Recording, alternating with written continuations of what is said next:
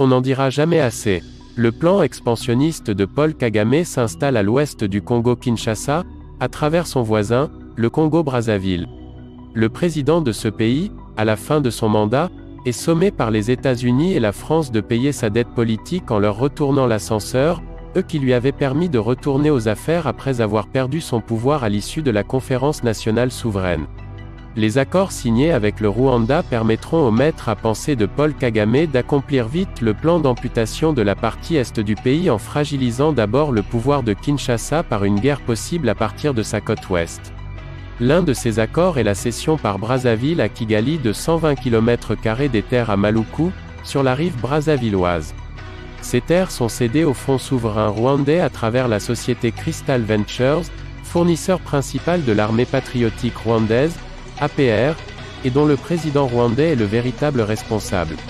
L'autre accord est un accord de coopération militaire.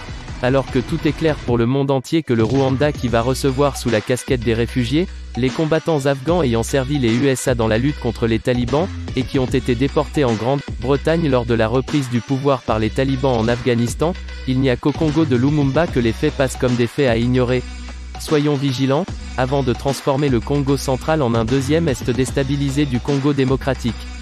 Les achats de conscience massifs, lors de l'élection du gouverneur du Congo central seraient le parachèvement de ce plan visant le contrôle de la porte de la République démocratique du Congo.